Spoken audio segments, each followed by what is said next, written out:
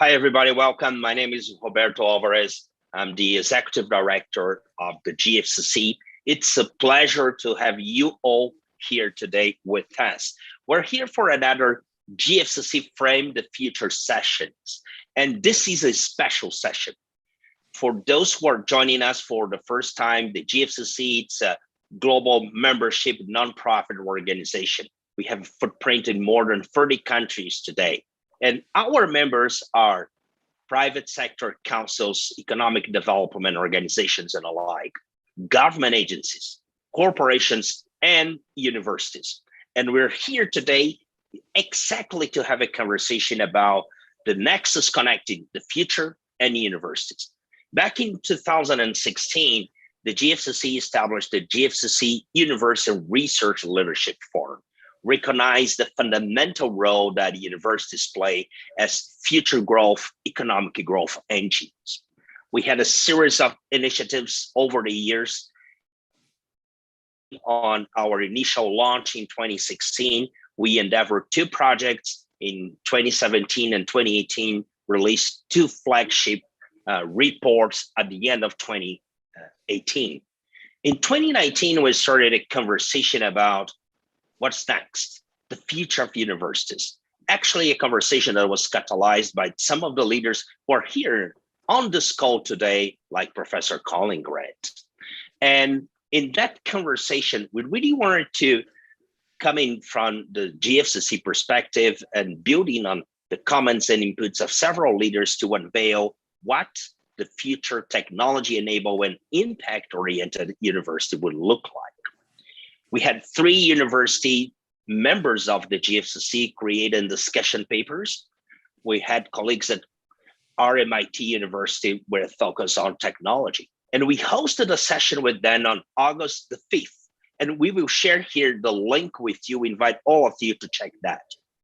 We then had leaders at Queen Mary University, London, Professor Colleen Grant and Professor Ioannis Kokoris, who are here today, creating a paper that is focused on resilience, prosperity, and recovery. And we are having this conversation today. And in 2 weeks from now, we will talk about university models. And we will do that building on the content that was created by Professor Jean Madsen and Kate Roy from the University of Auckland. So in addition to that, there are other things that we were doing in the GFCC in relation to universities. Want to invite you all to stay tuned. We have created a special page that captures the content of our Frame the Future series. We'll share that on the chat. We invite all of you to go there to check our previous sessions, to check the reports that we have created, and a series of resources. So again, we are here today with colleagues from around the globe to talk drivers of resilience, prosperity, and recovery. And what I want to do is quickly introduce our speakers to you. We have an amazing group of people, starting with Professor Colleen Grant, who's the Vice Principal International at Queen Mary University, London. Colleen, it's a pleasure to work with you. Great to have you here today. Colleen plays a variety of roles in the university at Queen Mary, but also across different organizations. He chairs the Queen Mary Global Policy Institute. He has taught European studies, international organizations, German, French literature. He also chairs the British Council of Education Advisory Group and plays a variety of roles in different organizations. Joining Colleen, we have Professor Ioannis Kokoris, who chairs the Competition and Law Economics at the Center for Commercial Law Studies at Queen Mary. He also is the Dean for International at the Faculty of Humanities. Ioannis has advised organizations in the UK, in Europe, in the United States. He was a member of the UK Competition and Markets Authority. He also served at the European Commission and the US Federal Trade Commission. So he has been working with international organizations extensively, from the OECD to the World Bank and others. Great to have you here, Ioannis. Joining us from Malaysia, we have Professor Mohammed Ibrahim Mutalib. who is the president, the vice chancellor of University Technology Petronas. The University Technology Petronas was established back in 1997, so in some way still a young university. And Ibrahim has played a series of roles starting from the very beginning, designing the university, putting it together. We are seeing Ibrahim here with the picture and his background of the amazing campus that they have in Malaysia. It's wonderful to be with you again, Ibrahim. We were all very happy to be in KL in 2017 when we had the Gfcc Global Innovation Summit. Joining us from the United States, we have Bill Bonnet, who is the president of Whitecap Investments. Bill has played a variety of roles in business, venture capital, nonprofit and philanthropy. He co-chairs the board of the Smithsonian Environmental Research Center. He serves on the executive board of the Council on Competitiveness, and he used to be a board member of the whole Smithsonian institution. And Bill, I think that we've been working together for several years, and I think that I can fairly say that you are someone who really is concerned about the future of this planet. So thank you for your being here and working on aspects like sustainability and future development. It's wonderful to have you here. And we also have joining us from Ukraine, Maria Valieva, Marsha. It's wonderful to have you here. Marsha is a social entrepreneur. She is a student at the Faculty of International Economics and Management at the Kiev National Economic University. And Marsha is a young emerging leader, someone who's building the future we will live in. So a fundamental voice for any conversations about the future and the future of universities. Unfortunately, our colleague Gada Al-Daba from Saudi Arabia had a health emergency, and we will not count on her participation. We send her our best wishes. I hope she's well. How will this session work today? We're going to start with a presentation that Colleen will make, and from there, we will have a conversation. Please join us for that. Please use the chat to share any insights that you have, information to share things that you are doing, and use the Q&A to share questions that we could ask all the leaders in our session here today. Before we get started, it really is a pleasure to turn to Gfcc President Deborah Winston.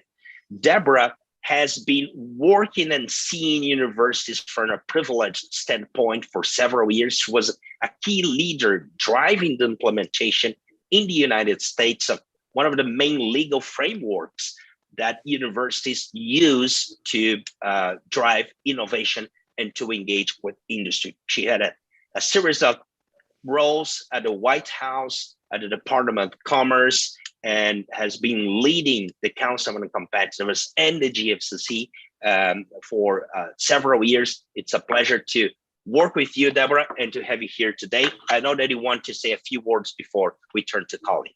Over to you, Deborah. Thank you, Roberto. And on behalf of the Gfcc and our chairman, Chad Holliday, let me thank you all for this very exciting second conversation on the critical role of universities in the innovation ecosystem and as drivers of future prosperity and security in nations around the world. And first, let me thank Professors Grant and Kokoris for their wonderful deep work and analysis on the paper on resiliency and prosperity that we will be hearing today.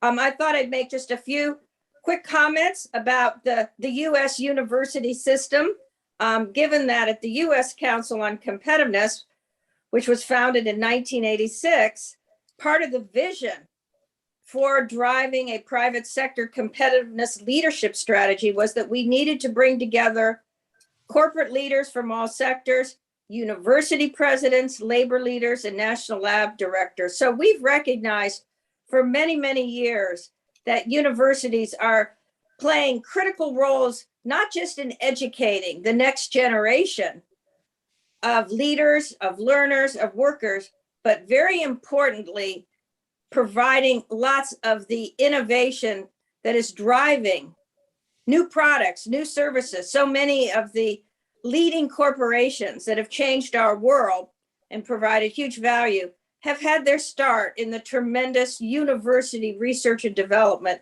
that goes on across the United States. I'll just share a little statistic that's of quite interest, that in the US university system, about $78 billion goes to research and development. And out of that, 56% is provided by the federal government. We have recent legislation, bipartisan legislation in the Senate on the National Innovation and Competitiveness Act, where universities have a central role, again, in the economic development and research space, as well as in educating our future generation and future leaders who can be able to participate in all dimensions, yes, of competitiveness, but also in social dialogue and in creating many, many of the visionary thinking that is driving our future world. I will say that in the case of the GFCC, we are so proud to have the University Research President's Forum that, as Roberto said, was launched in 2016 at Imperial University. Interestingly, the concept for this came at our 2015 Global Summit in King Abdullah Economic City when we were at KAUST, which is a relatively new university, King Abdullah University of Science and Technology, but is a new model for graduate education and commercialization. As Roberto mentioned, I have a particular interest in history, in how we take the tremendous knowledge innovations from universities and bring them into the marketplace. Seminal legislation, the Bayh-Dole Act and the Federal Tech Transfer Act, have enabled universities to set up the business processes, the frameworks to rapidly move their capability into the marketplace, as well as forging large-scale industrial partnerships. They, of course, have done a great job, I think, for the most part, in navigating this tremendous crisis around COVID. I know we maybe hear about that around the world from some of our colleagues here. But again, universities are under transformation and their business models are also being questioned as well. So building on the GFCC, the university presidents of the U.S. Council on Competitiveness, some of whom are very much involved in the GFCC forum, said, Deborah, we want to have this for the U.S. Council on Competitiveness. So we also now have a U.S.-based university president's forum working on the intersection of STEM and the liberal arts, so critical, and also addressing many of the issues around collaborating in competition with colleagues and allies around the world. So I welcome everybody. I know we're going to have a great discussion. I want to thank our executive committee member, Bill Bonnet, for joining us today, and all of you. So I will turn it, I believe now, Roberto, to our two professors to present their report. Colleen, over to you. And while you get started, maybe share here the link for the GFCC page where we have the papers, including the paper that Colleen will present. Thank you very much indeed, dear Deborah and Roberto, for your very gracious introduction, and a warm welcome to my fellow discussants, new and familiar, and colleagues new and long-standing on the call. Greetings from London, this great European city.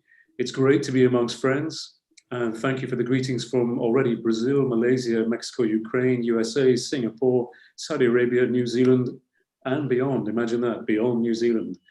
Great to be with you again. I realize, just by way of introduction, that I think, Roberto, Deborah, I now complete my 5 years as a friend of GFCC, and I look forward to completing the decade, so the next 5 years. My co-author, Prof. Ioannis Kokoris, and I were delighted to be invited to produce a short stimulus paper, for that is what it is, on Universities 4.0, and quickly focused our attention on the remarkable contribution of universities in a range of areas. Resilience, already referenced, prosperity, but also recovery, never more vital than now. These themes connect strongly with our flagship Queen Mary Global Policy Institute established in 2019, and whose mission it is to translate our research power across the disciplines into policy challenge and lasting social impact in 3 areas: health, recovery and reform, peace, resilience and sustainability, and rights, inclusion and diversity. Queen Mary, for those of you who are not so familiar with us, is a leading research-intensive university based, I can say, here in East London, that's where I sit, with 9 Nobel laureates, 162 nationalities, and an incredible track record in inclusion and diversity. So that by way of an initial framing and an introduction. In the paper, we note the interests of governments worldwide in the power of universities to accelerate prosperity, prepare a well-trained labor force with advanced level skills, address intractable, wicked social and environmental challenges, and also to support soft power agendas. But let us not be too reductionist about this. For alongside resilience and prosperity, universities play a vital role in driving recovery in physical, psychological, economic, and social terms.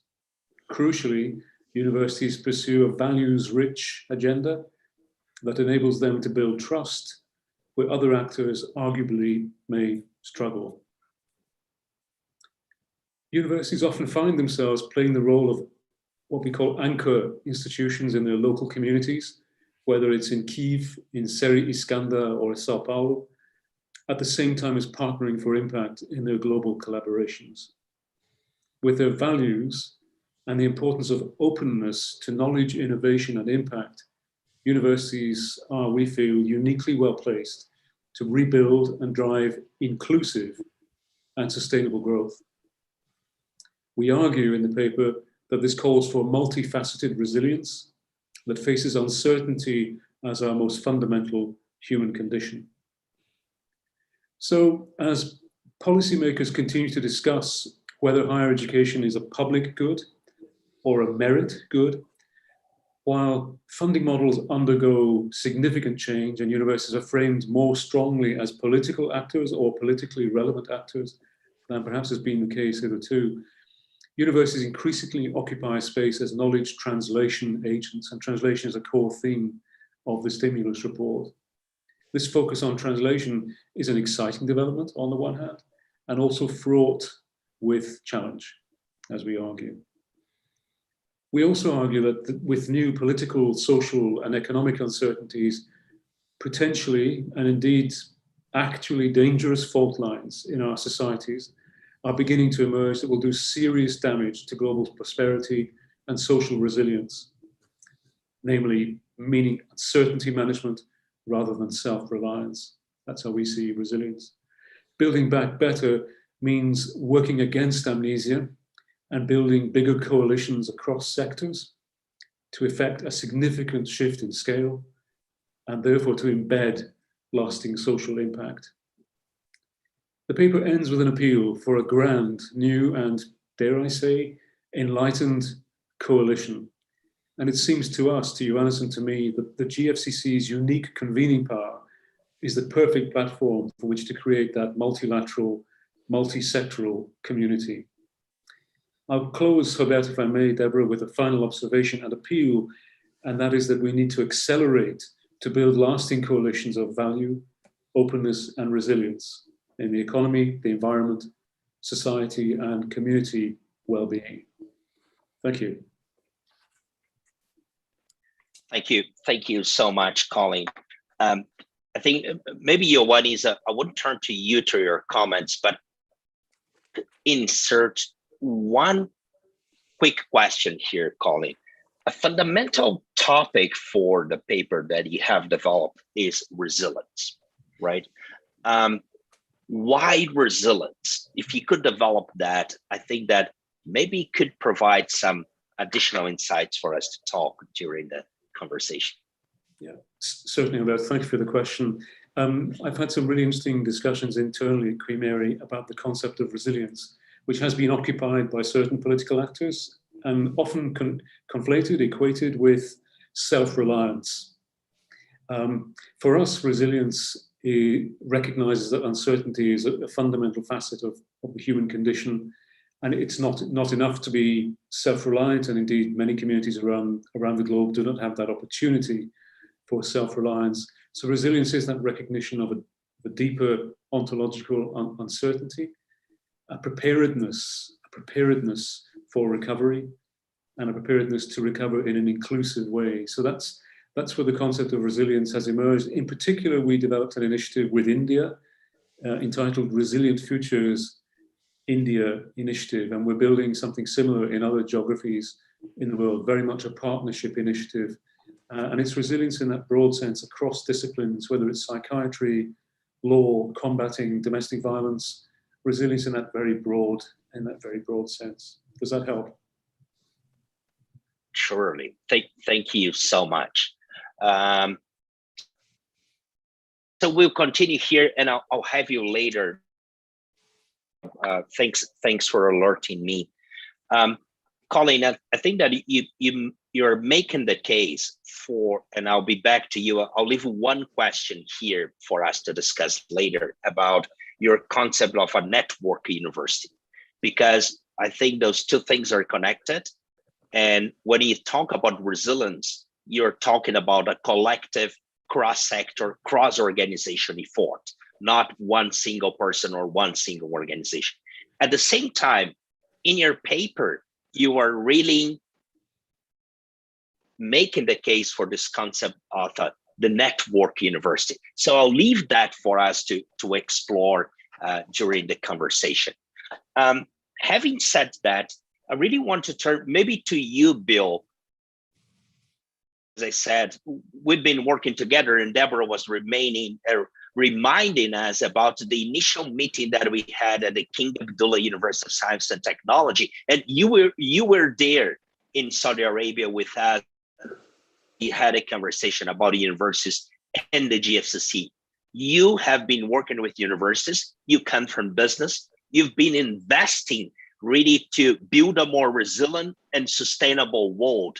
So what's your take about this nexus connected universities and our collective future? Over to you, Bill.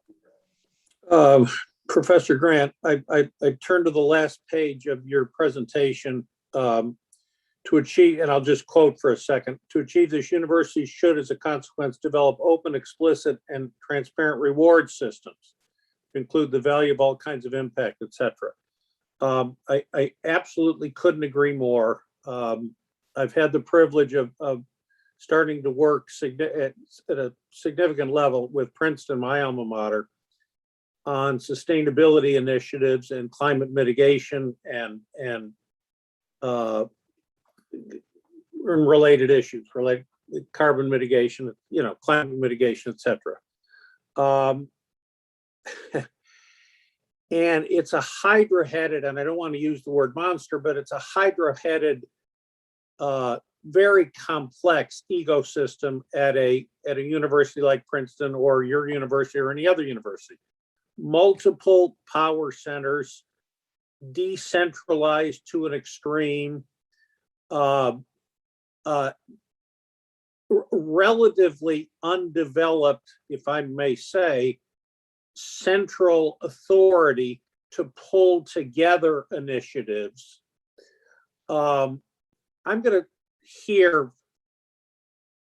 begin to socialize, and thanks to geniuses like Deborah and Roberto and you, a concept which may, in my mind, help that kind of balkanization, and that would be promoting the idea of universities creating a deanship for external engagement. It's less important that we specifically define than we understand how that might impact the sentence that you talked about. To elevate external engagement, to me, pulls together a lot of the concepts of your excellent paper and said, well, if we don't tackle the reward structure, the structural issues of university, we're not going to, in fact, have the impact on some of the issues that you so eloquently highlight. So to me, the idea of a deanship represents an effort to address that kind of decentralized reality that the modern powerful university represents. So thank you, Bill. I think, Colleen, maybe you want to react. Thank you, Bill, also for, I think, highlighting something that's fundamental. How do we get from an idea to a practical organizational solution that can? Would you like to react, Colleen? Yes, indeed. Thank you. And Bill, if I may, thank you very much for your very gracious comments. Very good to connect with you. I couldn't agree more. Universities do tend to be very devolved, not only to faculty level or departmental level, but probably all the way down to research institute level, which does create a coherence problem for us. Because as we recognize, I think on this call, policy challenges, environmental challenges, social challenges don't respect disciplinary frontiers. They will always cut across the way in which we organize ourselves. So balkanization, your term, it is a genuine risk.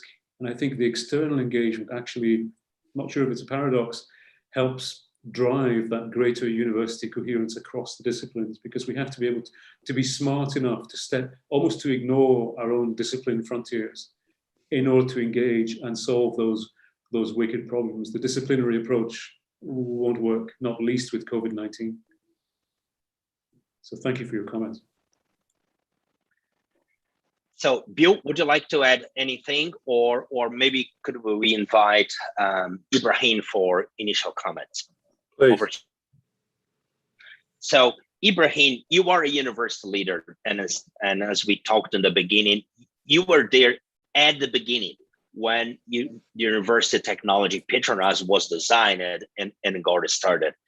How do you see these issues playing together in relation to the future of universities, but also in terms of the organizational solutions, the processes, the tools that you're putting in place, maybe to address some of the things that we heard here today? And again, it's great to have you with us another time, Ibrahim. Thank you, Roberto. Thank you, Deborah. Thank you, Gfcc, for giving me this opportunity to share. Roberto, you asked a very good question indeed. Right smack to me, because when I joined UTP, these are among the issues that we have to sort of deal and look at as we build the university for the future. Right from the beginning, because I came from another university before. I was with the university down south, University Technology in Malaysia. I served them for almost 10 years. And as I was doing my postgraduate study, I looked at UMIS. And true indeed, I completely agree with Colleen and Bill. This the structure of making research successful has to be cut across interdisciplinary. And I as well, I notice as well as an academic and looking at my fellow colleagues, right? There's always this element of actually academic going. It's very difficult to pull people together. But I think quite a number of organizations may have tried something, But when I came to UTP, when we realized the fact that when we're trying to do research to serve the oil and gas industry as a beginning, right? We need to come out with a strategy. First and foremost, actually identify what would be a good platform that we can pull together the multidisciplinary people that we have, right? So I was tasked to sort of do the R&D master plan, and one of the things that I was working with the consultant is actually developing what we call as a technology platform. Now, the technology platform, we have about 6 of them that we identified, and this technology platform is supposed to serve, and indeed, it turned out to serve as the platform where we can bring interdisciplinary people together. Yeah, so we need to encourage that. Now, secondly, when we were doing this technology platform, of course, human being human, in order for you to get them to be together, how can you incentivize them, right? Because people, in order to sort of fulfill their needs as an academic, yeah, for their promotion, for their track record build-up, they need to do research, they need to do publication, and in order to do that, they need funding, right? So this is where we're looking at funding as the source, if I can use as the source that can pull people to come together. And we are funding it through the platform. We are not funding it through the proposal that they give. They can apply for public funds for that matter, but it will not be as significant as the funding that we put in order to drive the technology platform. So this creates the sort of incentive for people to start working together as per platform. Yeah. So that has sort of worked. As a matter of fact, now after 20 years of our progress, we are still basing on that. The only thing is we evolved, and now what we did is we formed Research Institute and Nexus, and we still put interdisciplinary people under the House of Institute. And also when we need to do sort of a special project or something that requires even across institute, collaboration across institute, we form a nexus. Yeah, and that is how we pull people together. Right. So, Ibrahim, would I say that technology platforms, right? So you are coming from and problems that you need to solve that, as you said, focused on the oil and gas industry, right? Seeing some concrete impact areas as the criteria to organize the whole way that the university is organized internally. Is that correct? Yes, yes. We use, for the start, you're right, we use oil and gas, but as we evolve, we also have other challenges coming on board. We form a team, and that actually become the focus where we bring people together interdisciplinary. Yes, Roberto. Thank you. So thank you for sharing this aspect on how the university it's organized. Maybe we could continue this initial round, but also I want to invite all of you to share your questions here and to share any comments or any insights. And I want to turn to you, Marcia. You are a social entrepreneur, student at CNEL, one of our university members as Queen Mary and UTP. What do you see really as critical things for universities of the future, especially in order to drive impact and maybe to enable and empower leaders like you? Mm-hmm. Yeah, thank you. Thank you so much, Roberto. First of all, it's my honor to take part in today's event, in this discussion. Thanks for inviting me. My name is Valieva Maria, and I'm second-year student at the Faculty of International Economics and Management in CNEL University, Kyiv National Economic University. And yeah, that's a great question. What is the future of universities? What will drive the resilience? So I want to share my own experience as when I have entered the university, it was 2020. All my studies were conducted online, and I know very little about this regular offline format of education. And what I can say for sure is that online education really works, and it has become the reality of today's educational system format, actually. And surprisingly, for me, the online system of learning is efficient. The only drawback that I found is the lack of face-to-face communication. But online studies enabled me to succeed in my academic studies, and also taking part in different international competitions arranged by KNAU Center for Entrepreneurship. I won international competition Idea Fest arranged within Creative Spark project, and participated in different international conferences while this online study. And what is worth mentioning, my first aim when I have entered university was to find the community.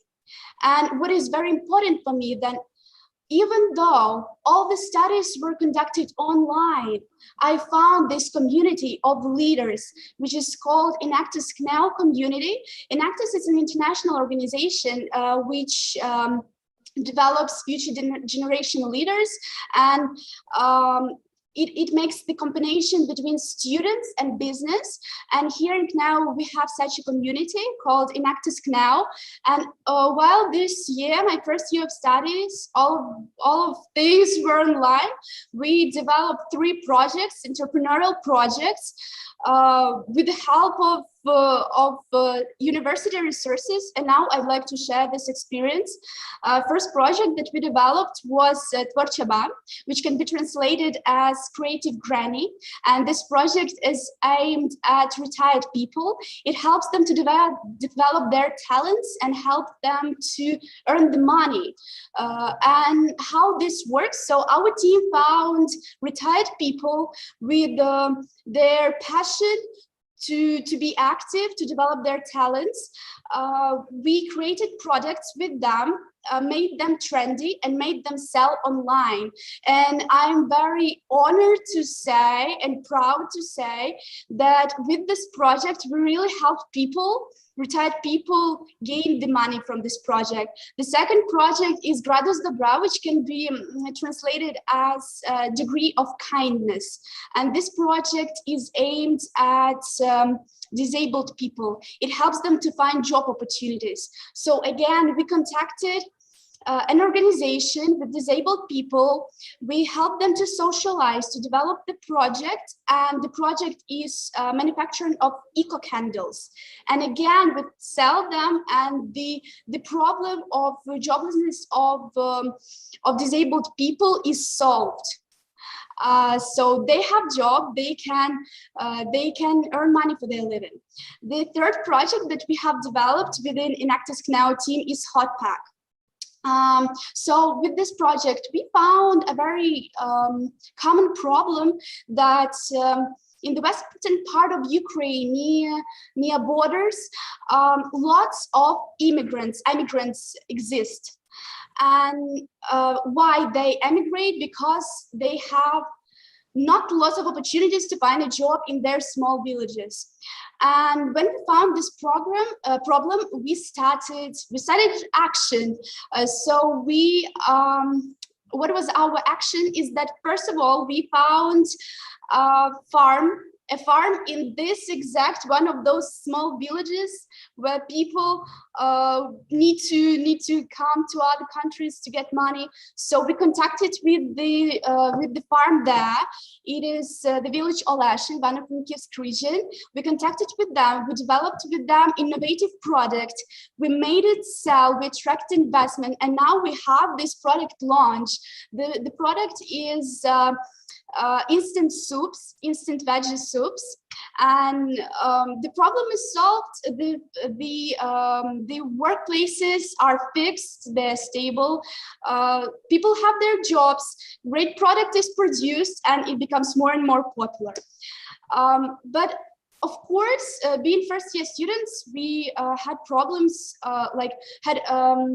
we needed professional advice on business model, on how it really works, and that's when university supported us. So here in KNAU, we have Center for Entrepreneurship with the professional mentors that commented on our project, commented on our business model. By the way, the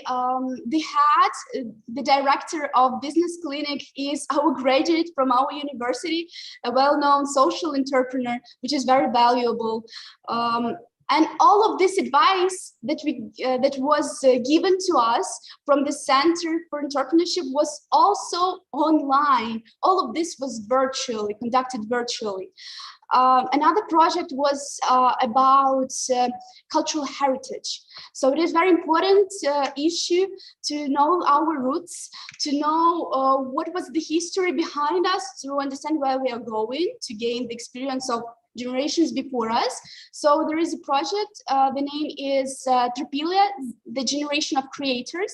Tripilia is the civilization with more than 7,000 years history, can you imagine? And with this project, we interact with the well-known craftswoman. She recreates the Tripilian works of art made of clay, and then this craftswoman taught our students of our university to do the same, to make this pottery. Then this experience was with our students, then students helped others to do the same, to make this pottery, to spread this cultural heritage, to make it popular, popularizing eco toys, clothes, different tourist routes.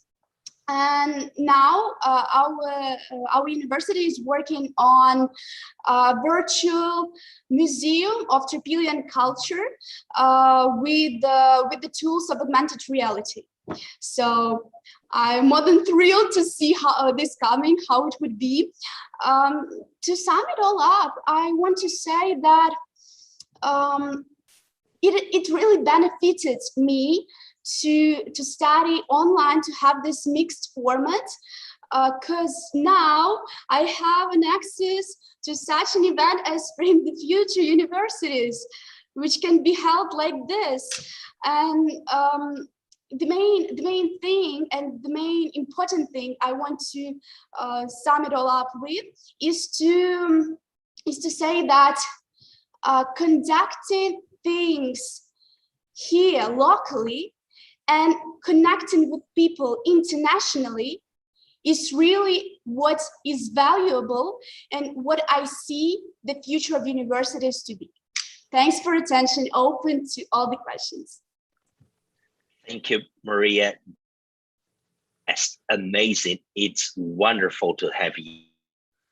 There are two takeaways for me, two things that I take from what you just said. First, online works. So really, and you see a lot of value in that as being a student, and you see many possibilities, right? And the other thing is really about communities, right?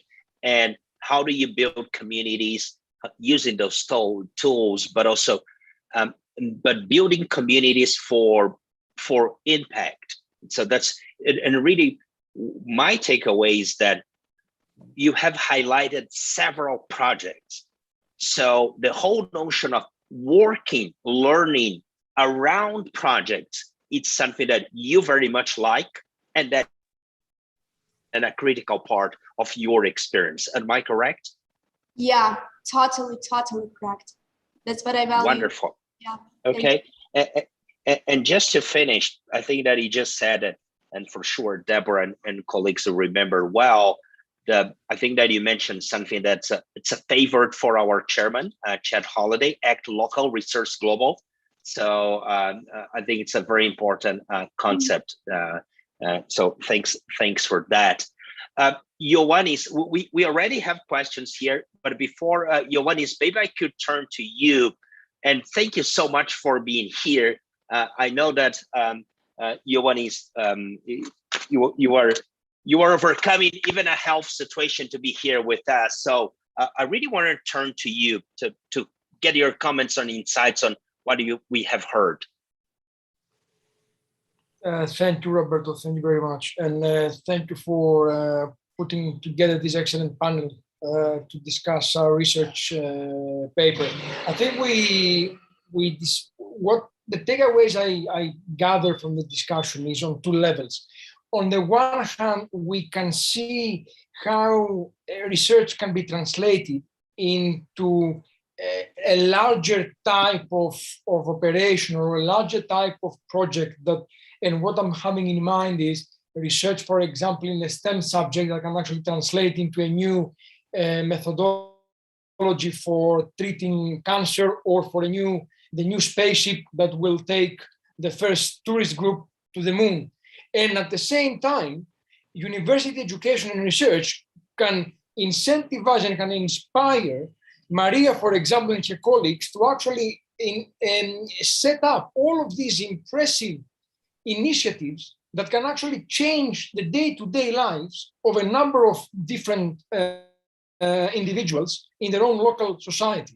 So it's important as academics, as universities, it's important to take into account that our research, our teaching, what we are doing within academia, we need to find a way to see how this can benefit the wider society. And this can be through incentivizing a new innovation, or through making sure we improve the life of our neighbor next to the university.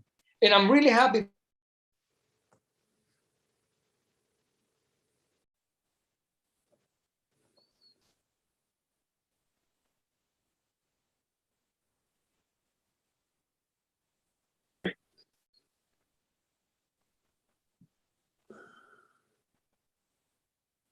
I think that Ioannis, are you there? Yes, I was, I don't know, I must have frozen for a second. I was saying thank you. I hope you heard my point. Thank you for the intervention. I'm happy to elaborate on any aspect. Okay, and if I may insert a question here, Ioannis, and we will turn to the Q&A in a minute, but you have been working with international organizations. You have been advising government bodies on competition law, a critical topic, including today, when we think about big tech and the whole discussion around the globe about big tech, right? But leveraging your knowledge and your expertise to inform policy and to inform the right impact and resilience. How can universities better elevate their voices to better inform society, especially in a juncture that we're living with fake news, with an unfolding complex reality, with the new issues emerging in society? What's the key for that, Ioannis? That's a very interesting question, Roberto, and especially in relation to big tech and how we go about big tech globally, actually, but not just to big tech. Academics and universities, we are very, very good at advancing thinking and advancing knowledge. We are not always that good at making sure what we are advancing in our lecture rooms actually have a practical reality in the outside world, including in policymaking. What I'm concerned with is that I see many really groundbreaking ideas being developed by academia, but without these ideas having had an opportunity to discuss with policymakers and make sure that they have some practical relevance. Otherwise, it is as if we are talking two different languages, academics and policy world. And the whole point is for academia to contribute to policymaking and try and advance the way policy is being done on a global scale. But to do that, we need to step out of our lecture room, step out of our books, and try to see what of the really amazing ideas we are creating, which one of these can make a difference to the neighbor, as I said before, to the society, to policymaking, to a company. And I think that's where we are missing part of the translation process between academia and policy in more broad terms. Roberto, this gets to the very important issue of how we can increase the collaboration and the co-investment and co-creation of these new initiatives that have multiple applications between universities, involving more than one university, as well as industry, and then also, regional and local and even national leaders in government, currently in government or outside of government. And I think that's something that has various degrees of success around the world, but it's also a huge cultural issue where in so many countries still, and maybe we could discuss this, universities are still structured and seen more as the ivory tower, and they don't have the connection with the industry. So I think it would be interesting to hear from our panelists, about that issue. And Yana, speaking about your comment, and then of course, you are in Greece right now. I mean, this is a big issue with the Greek public universities in Greece where, they have very, very stringent regulatory environments about how they can collaborate with industry. I mean, it's still not even possible to have a private university in Greece. So these are very important issues about how to break down these barriers to start the, as I would like to say, the messy collaboration that creates, new value.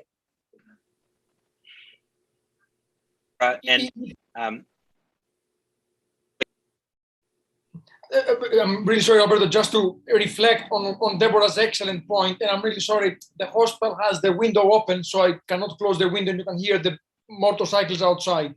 I'm really sorry about that. So you're absolutely right, Deborah.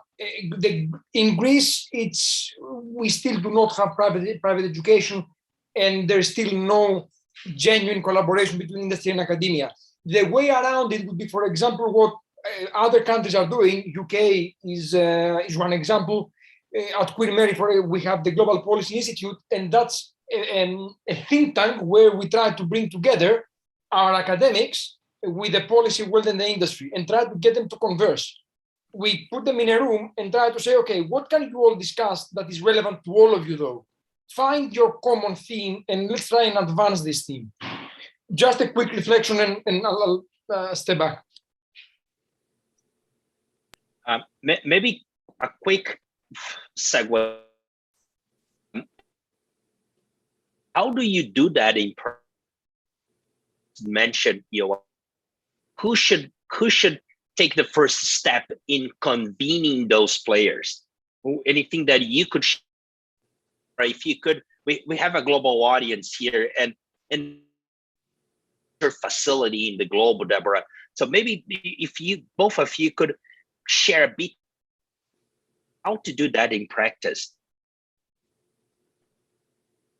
If I can, Roberta, I was losing you for a few seconds, but I think I got the question.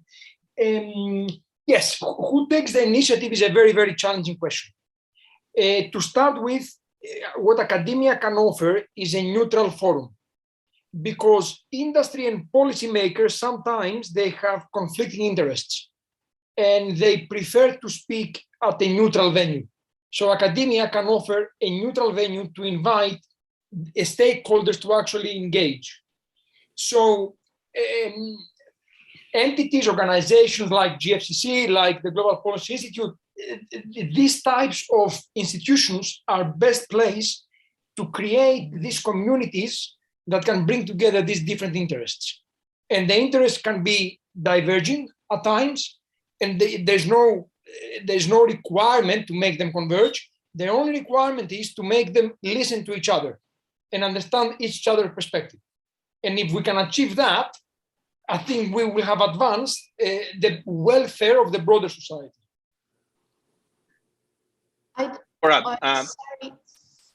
Sorry, Roberta, to interrupt. I just wanted to share my insights about who will start, whom is better to start from industry or from educational institutions.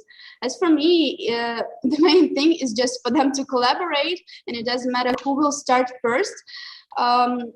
From experience of my institution where I study, Kyiv National Economic University, our university collaborates with the Ministry of Digital Transformation, with Ministry of Economic, of the Ministry of the Economy, and personally, yesterday, I took my first class in innovational startups.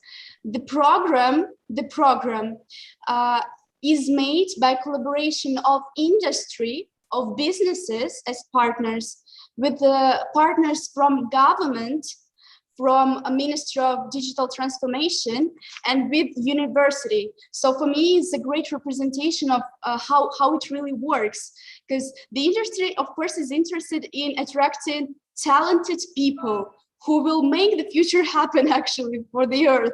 And educational institutions, of course, are interested to attract all of those investments and all of this interest from industries, from governments. So it really works, and it really is vital, this collaboration to exist.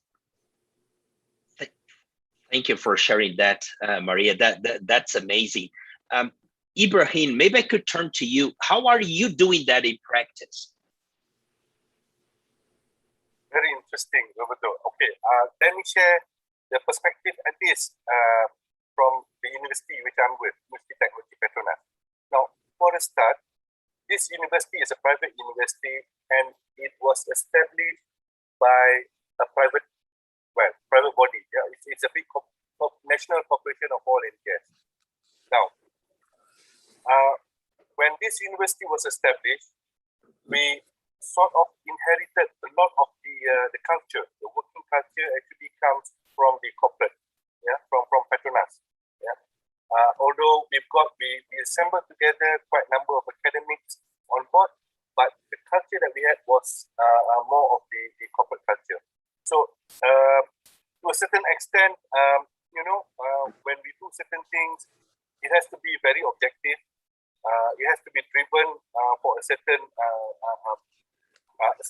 goal and aims.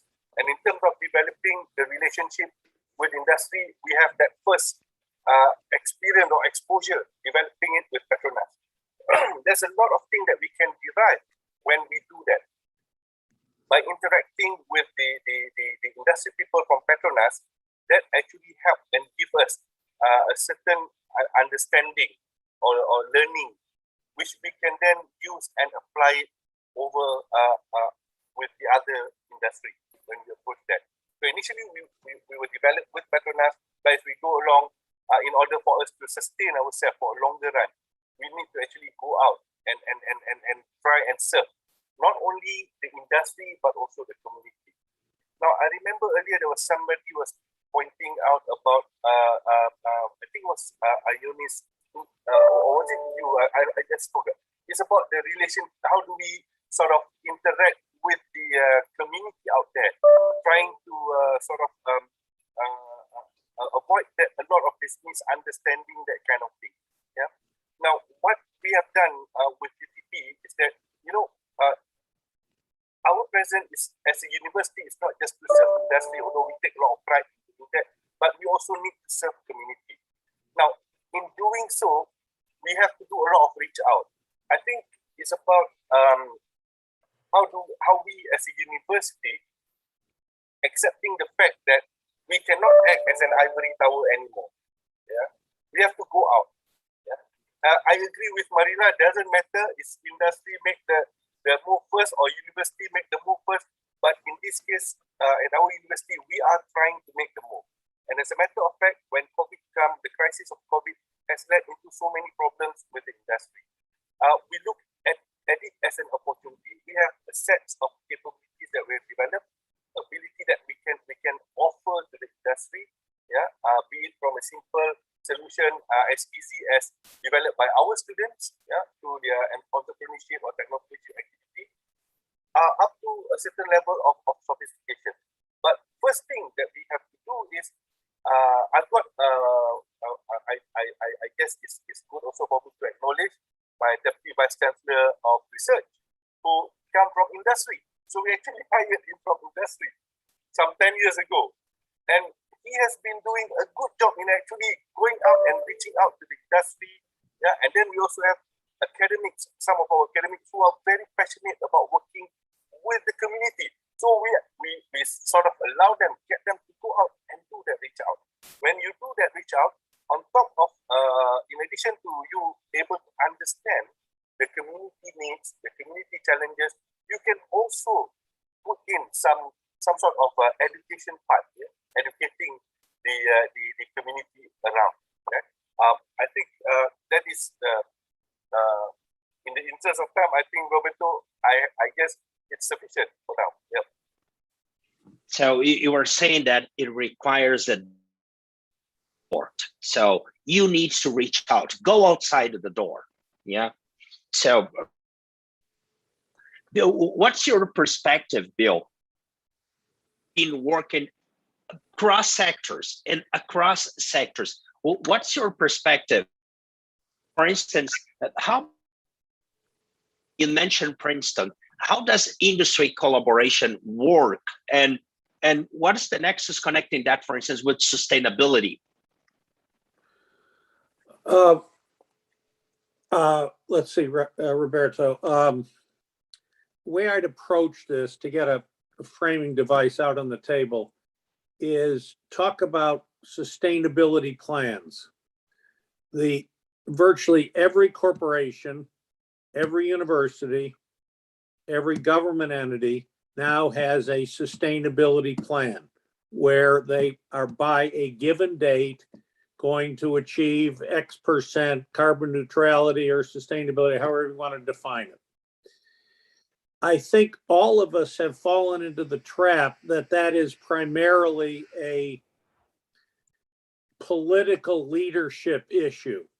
And I think the reality is that it is a problem-solving issue at its base. And if you frame the challenges of sustainability as problem-solving, I think you begin to frame this as more of a collaborative effort where universities and corporations and governments can collaboratively, much more effectively solve the problem. Let's take an easy example. Take buildings. All universities have most universities have a bunch of old buildings. They are thinking presumably creatively about how, and I know Princeton is, it's the one I know, how do you retrofit? How do you demolish? Do you demolish? Do you blah, blah, blah, blah, blah, blah, blah, blah, blah. That is a common problem with corporations. It's a common problem with government entities. It's a common problem with all sorts of entities who are grappling with it in their own sustainability plans. So a framing device, that's one of your favorite words, a framing device for sustainability plans would be, let's problem solve collaboratively rather than rely on political leadership to set targets, which is a basically non-existent enterprise right now, very fraught with problems. So I think universities can and should be much more open to collaborating on sustainability plans. That Princeton has a 2045 target. My loyalty prevents me from commenting directly on that. Good, I got a smile out of Colin. But the point being that collaboration and openness, I think, can lead to much better problem-solving focus across sectors. But you are also making the case here, Bill, to match, I would say, society with university and align the challenges and make those things more project and challenge oriented. Am I hearing you well? Sure, absolutely. Wonderful. We're talking here about industry, university collaboration. We have a question from our colleague Walid Al-Somali from Saudi Aramco. And Walid is talking, hey, great conversation. And his question is, how can we measure the impact and set in the partnerships and how we can govern those efforts? What's your take? I'll jump in on that one. I think one of the critical things to begin with in looking at, how to design and then execute a university industry, and perhaps we add government, since many national laboratories are government entities, is one, of course, it was obvious, define what the objectives are and what potential outcomes are going to be. Educating students is one of the objectives, having them understand what are the problems of industry, how are the skills going to be needed that the private sector has going forward. I mean, we know that there's a huge demand everywhere in the world for data scientists. There's a huge demand for a skilled workforce in digital transformation. So yes, large, great universities such as Princeton and others on this panel, they play a very critical role, but so do community colleges, and so do the institutions that are closer, to the workforce needs. So defining those goals and objectives up front, and then really understanding that universities and industry, just by their very nature, have different time horizons and a different set of metrics for what is value creation. So, a company, and I can think of so many examples of, large scale industrial partnerships that are operating at US universities. I'll just share one that I love. It's not particularly new. There was a tremendous partnership with Lawrence Livermore National Lab, University of Southern California, the Doheny Eye Institute, and a startup company.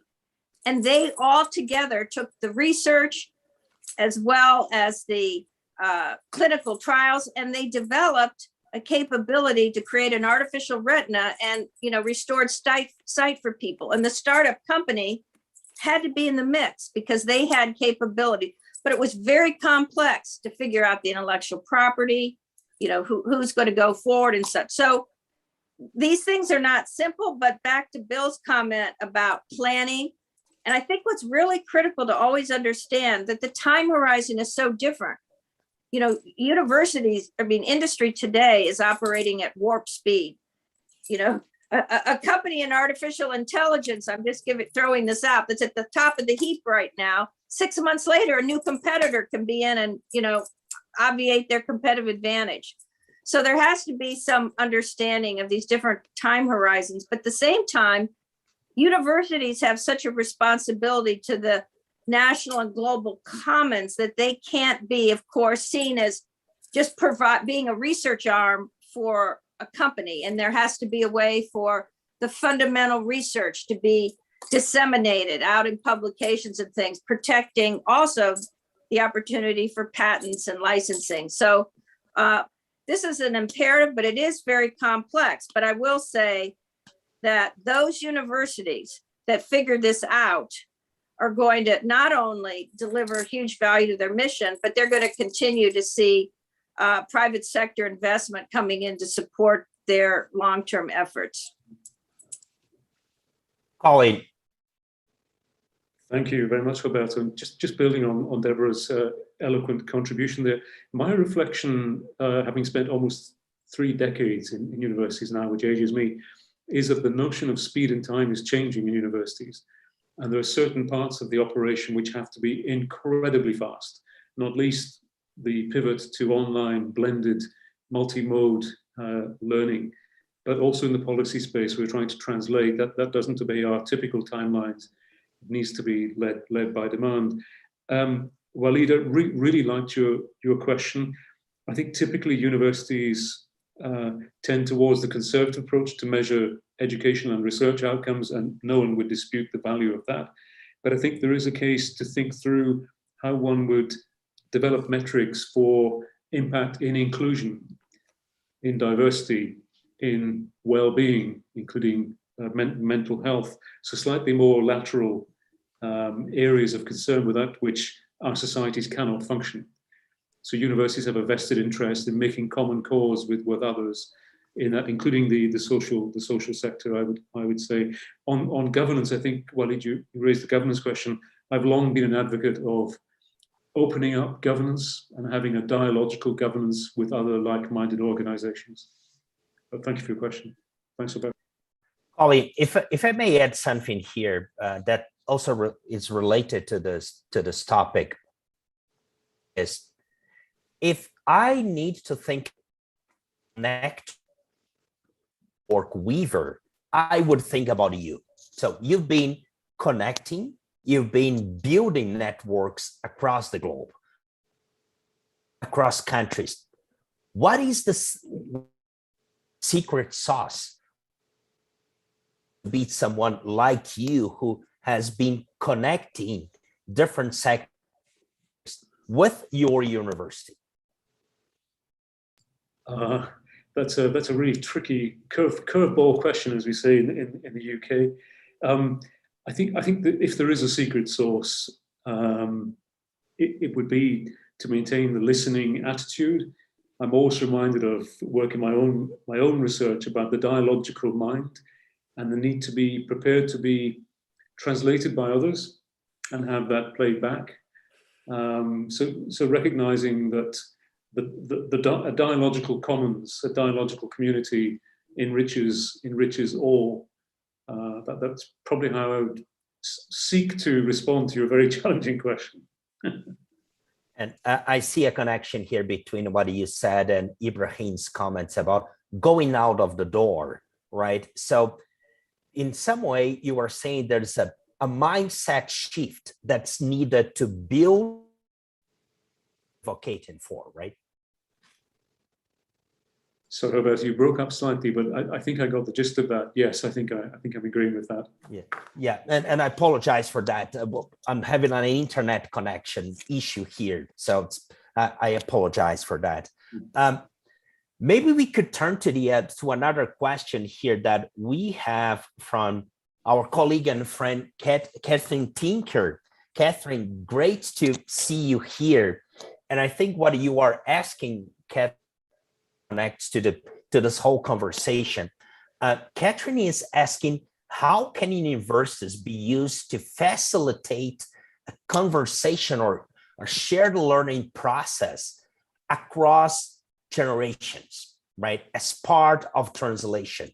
So what is, anyone who would like to add on that? I saw a hand coming up, but it disappeared. Someone, oh, Ioannis, over to you. Roberto, yes, just very briefly. At Queen Mary, and I can talk about Queen Mary because it's the current example I have in mind, we have an extensive mentoring scheme where we have lawyers, economists, chemists. It covers a different type of disciplines that they've already have a very successful career in their own field. They may still be in pursuing their career, so they may still be in profession, and they will be acting as mentor to our undergraduate and graduate students. And this has been found to be very, very useful for our students because they have really learned a lot about the discipline or the field that they plan to engage in. In addition to, of course, being a very good networking opportunity for students to be able to get potentially their first job out of academia. But the mentoring scheme has also benefited the mentors. That's the feedback we have. They really feel that they're really engaged and they really want to try to showcase how their experience can actually change the trajectory of a young student. Thank you, Ioannis. Maybe I see that you are nodding. So what would you like to add in relation? You are a young student. Ibrahim.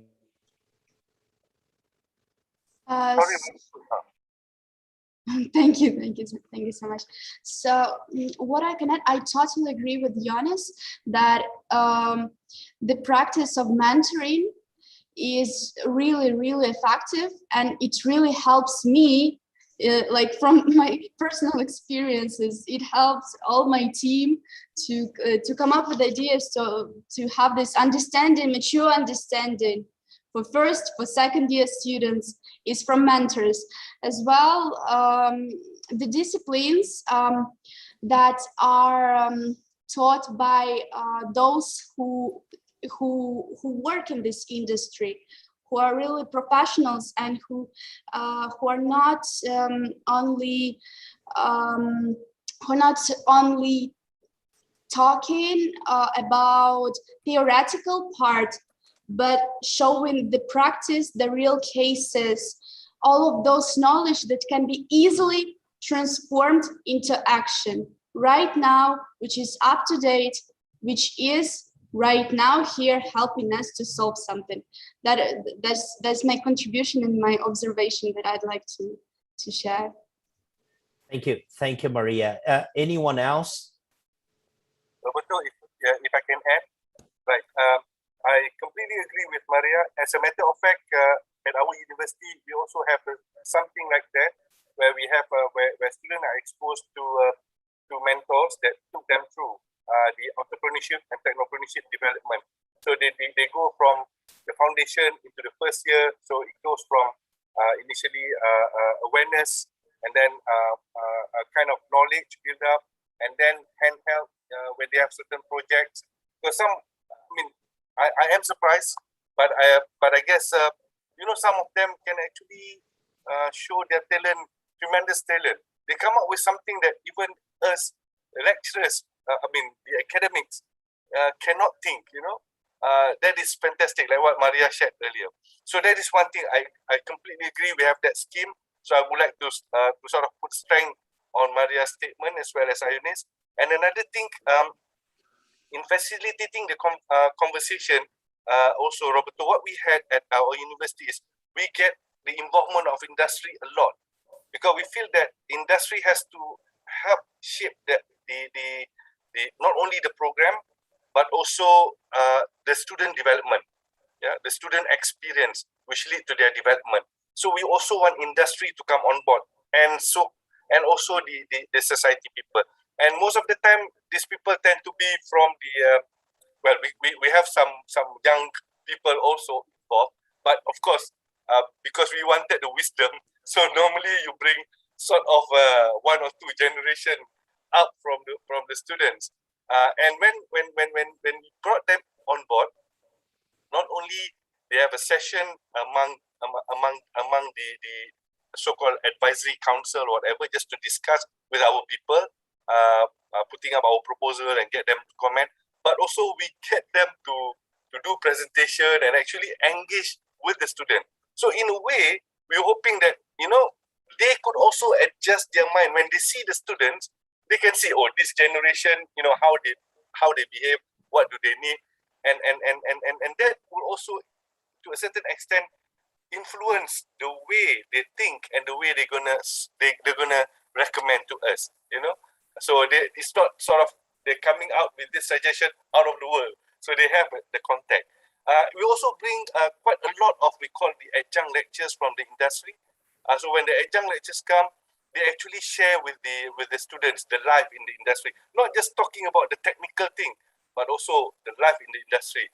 What would you expect in the industry? How does market react, or things about business? So that helps to sort of build up the development of the maturity of our student reasonably faster, as compared to without having them around.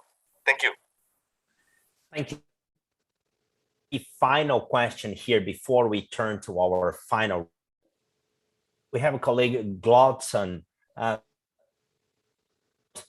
future of universities, and what you in this panel would say or see about versus what kind of, let's say, where there are severe financial restrictions in family budget. So can advance in those realities. And anyone who comment, Colleen, please. Thank you, Alberto. Very happy to step in. I noticed Claudson is from COPI at UFRJ in Rio de Janeiro, where I've given some papers in the past on resilience. So really good questions. I think it's a key challenge for us. In your question, you referred to the Southern Cone already with its own pressing problems. I think the bigger concern arguably is Africa. I'm not sure we've referenced Africa yet in our conversation today. I think we have to take seriously the appeal that Bill has also put so eloquently to partner for the long term, recognizing imbalances, not least financial imbalances. Be prepared to share governance in order to make common cause vis-a-vis philanthropists, global industry, or other players. But that's going to call for a generosity of spirit.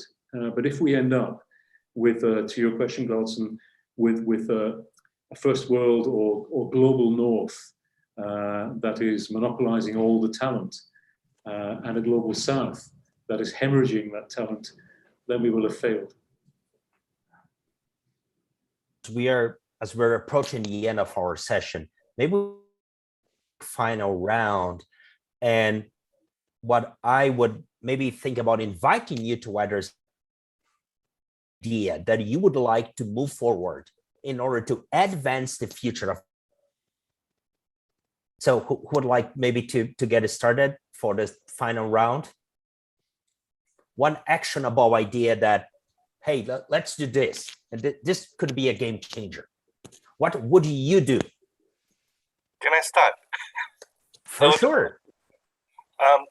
You know, when I look at the last question that was put forward by one of the participant, right? It's about financial issue. I think we may have missed to a certain extent. To me, if you look at the resilience of the university, I think one of the fundamental factors that support the resilience of the university is how can the university sort of stand on its financial sustainability, and indeed this is something that has been evolving around, where it's not just looking at the university itself. I know some of the university which have a large or a huge endowment, so they are sort of well off per se. But then again, when you look at the other university, they are not so well endowed. Yeah, they are struggling. And then this is where I think, coming to the earlier point, that there is a divide in terms of the talent. So the good ones will always go to the well-endowed university because of the reward and so on and so forth that they can get. So the not so good one will remain. But I think with the technology, yeah, that can actually help the access to the best being made available. But my point here before I sort of, I think we should look at how do we look at build up a more feasible or a sustainable financial model that can be taken up by university. Yeah, of course not the Harvard, the Stanford. They are very strong already. But there's a lot of other university. Yeah, in Malaysia we are looking at it. Yeah, even from a private university angle. Yeah, we are also looking at how can we sort of move forward. Endowment is a model, but there are challenges when you move from one country to another. Yeah. So universities need to innovate in their finance models and maybe have more resilient revenue profiles, right? Thank you. Who wants to go next? Maybe Bill. What's the one that you would like to advance? I'll stick with the structural theme.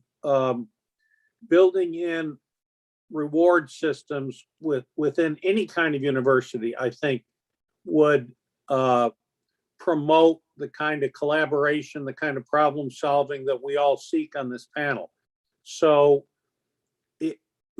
the academic system is a time-honored system for academic freedom.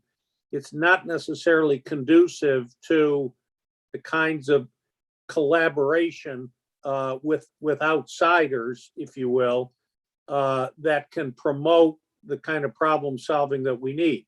So I turn to a leader like Professor Grant.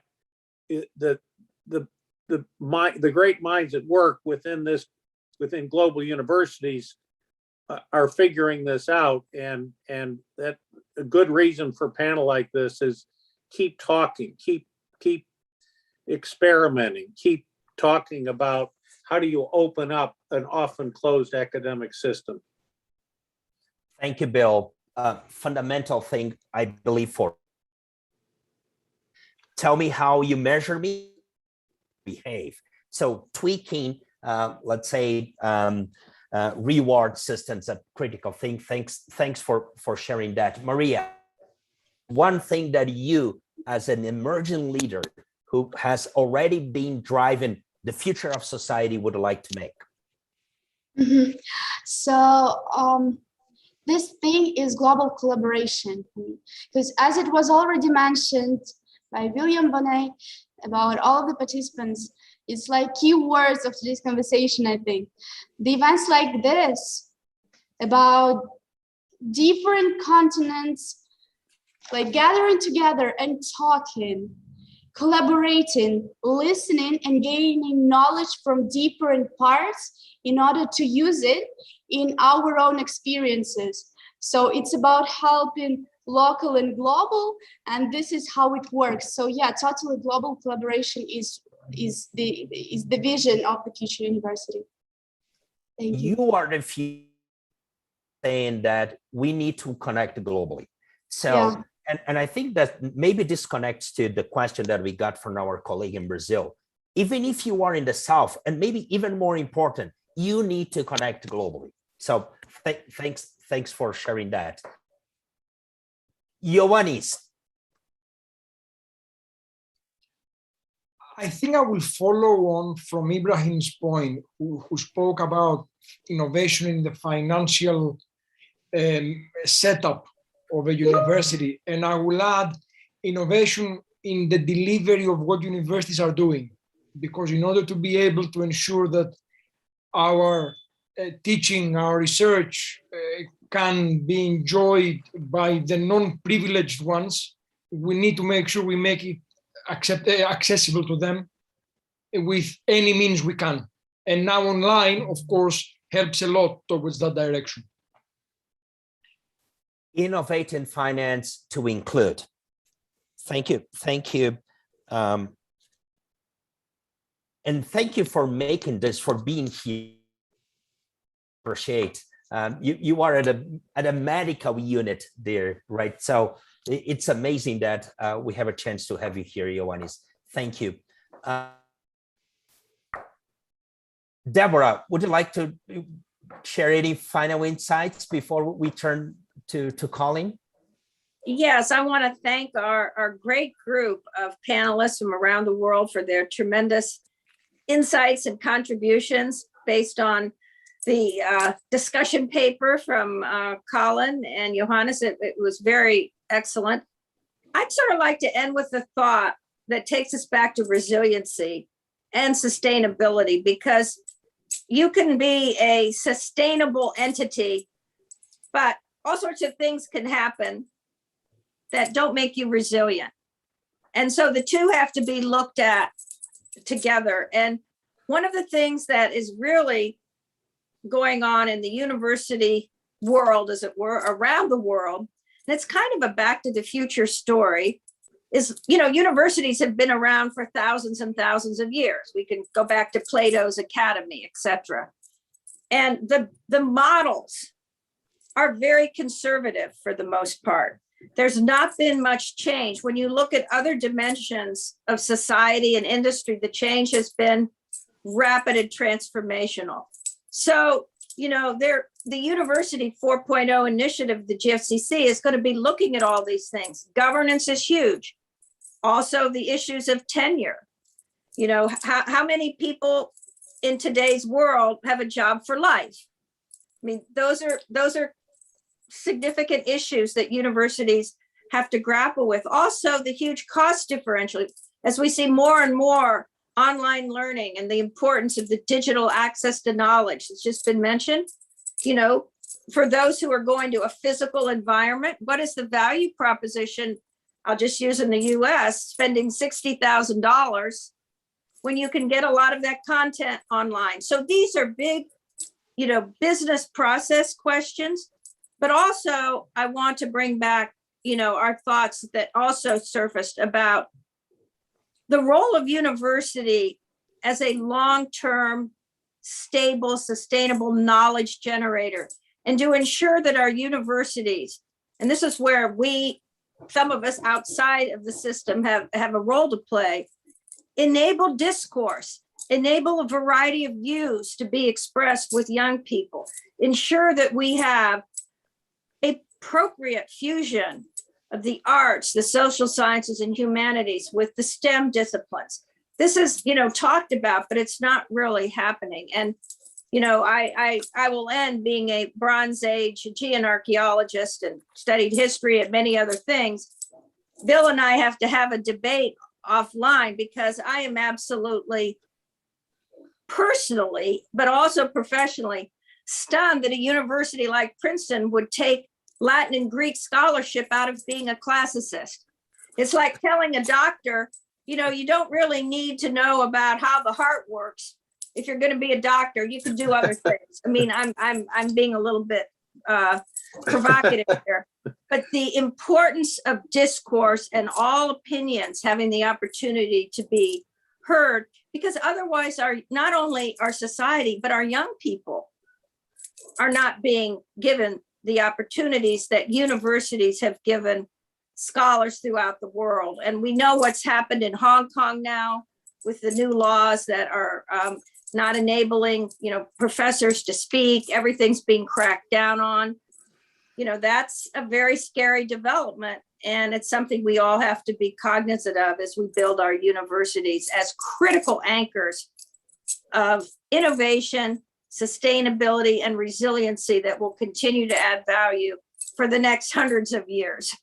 So Roberto, thank you for this great conversation. Again, thank our presenters and all of you who've joined, and it was nice to have Maria as a young leader with us as well. And I thank you all. Thank you, Deborah.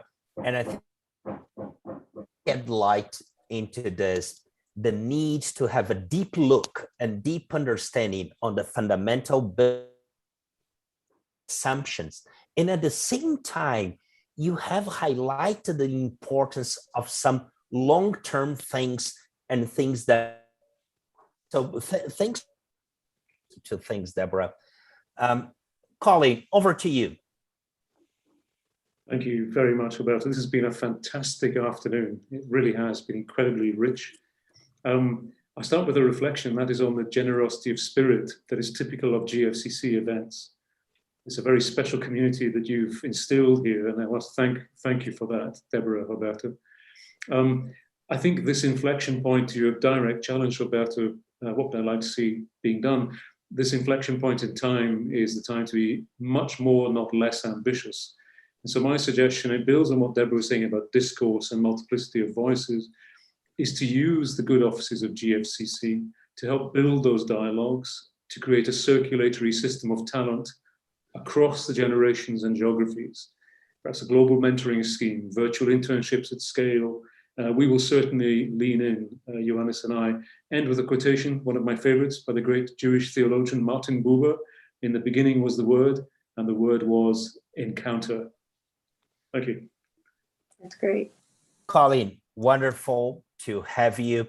I want to finish this with a thank you note, because we have University of London that were based in London, we're based in Italy, we're based in Indonesia.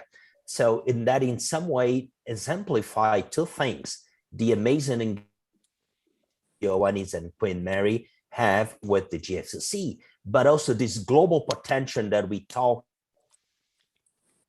reminded. So I have one key takeaway, something that I take from this. It is about so I think this thing really what had here today, some of the experiences that you mentioned, Colleen, about you are seeing speed more being a criterion. Very positive inputs that we got from Maria about experience and examples that Ibrahim, Bill, Deborah shared. So amazing conversation. please stay tuned here because we're continuing series. Next week on the 22nd, and Simone shared here in the chat, we're continuing the GFCC Frame the Future series. We're talking local regional development, really bringing together industry, policy, universities, and entrepreneurs to talk about that critical thing. Before we go, we have a GFCC tradition. We take a picture with all participants. So please turn on your cameras. We have Simone and Vanessa here who are not just developing the content for our very universities, but making this whole thing possible, including this session, in spite of the internet problems that we had today, including my very own internet connection here. So please look at the camera. Yeah, it was wonderful to have you. Please stay tuned for the GFCC Frame the Future series. And we're continuing this conversation on the 22nd. We're having a conversation about local regional development. And then on 29th, with leaders like Professor James Matson, who was here, we're having a session about future models for universities, building on what we just talked here today. So thank you so much for joining us. Stay tuned.